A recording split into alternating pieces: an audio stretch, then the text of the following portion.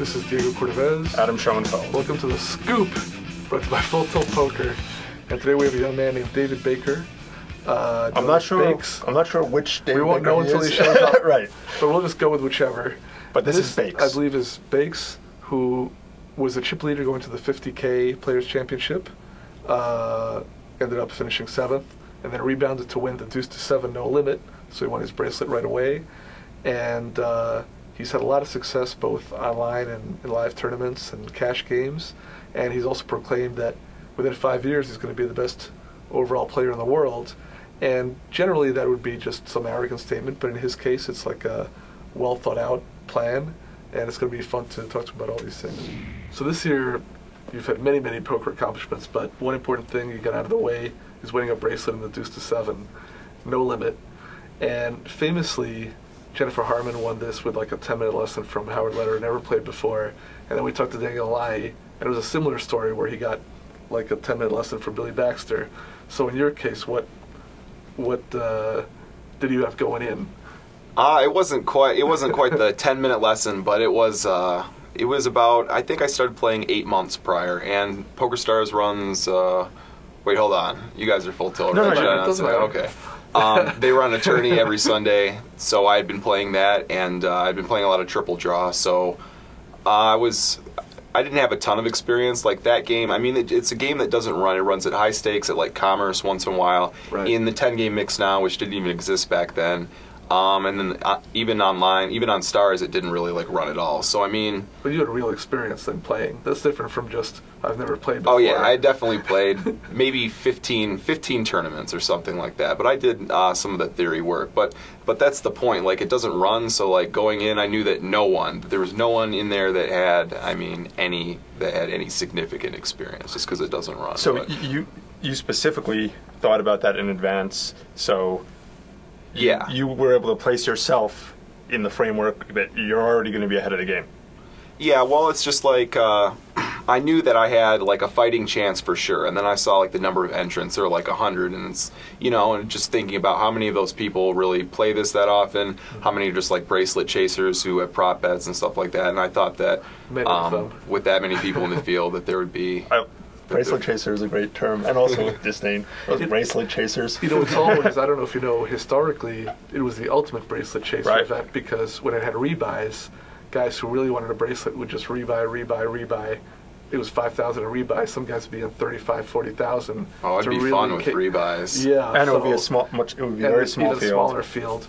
But now, even people who have experience in cash games live, again, they can't match the experience playing online, because the cash games don't go very often. So even a guy who does play them in Bobby's room when they spread them, it's not going to be that often. Well, the thing about that game is that because it's been running for like 20 years, I'd say like the top like 10, 15 guys, they do have a fair bit of experience. They've been playing it, they've been playing in casinos for 20 years. They have, I mean... Right, the hardcore guys who play that. But the rest are just... But yeah, everyone else might not have even seen it. I mean... You wrote an interesting, or in another interview, you talked specifically about a strategy where you were putting a lot of pressure on people, which goes with kind of the new era of poker, where traditionally people in position raise with pat hands, and then guys draw against them, and the hands are shown down. Yeah. And you, from whatever position, really were 3-betting, 4-betting, a lot lighter than a lot of these guys are used to.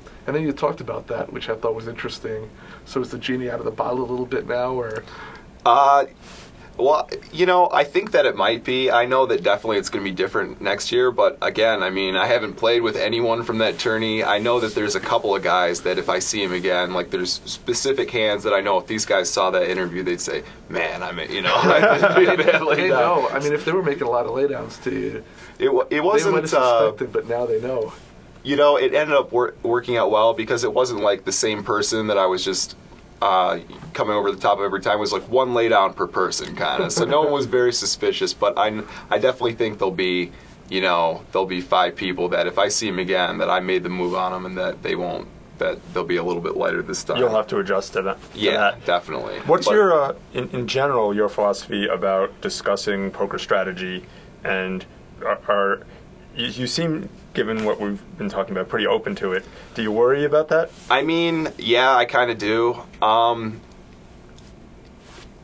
Yeah, I don't know. I thought for a while after I gave the interview, I was a little nervous. Like I gave it, I was all hyped up about the bracelet. I didn't really even think about like sharing secrets or anything like that. But yeah, I don't know. I have kind of mixed feelings. I think that it's definitely going to be tougher for me and for the entire field next year. Next year because of the article. But not even necessarily just in this game, the Deuce to 7 no limit. What about just in general?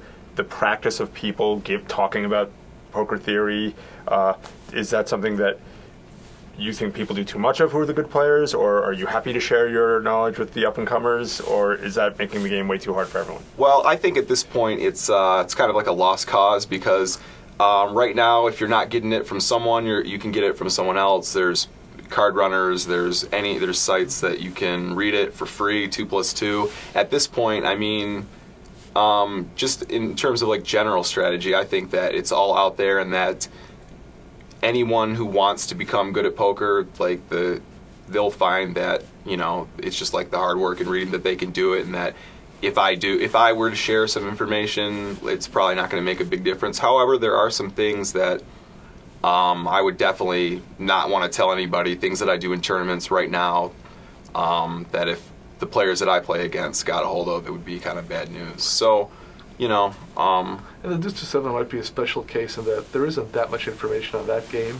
So this is one where you might have a big influence on how people play, just because in No Limit there's so much information out there. There's even contradictory information. But here, it made me think about the game quite a bit, just the fact that this is a real different approach, which I'm sure some people were already doing to some degree, but given the lack of information in that game, it really made people think, if they saw that. Maybe a lot of people didn't.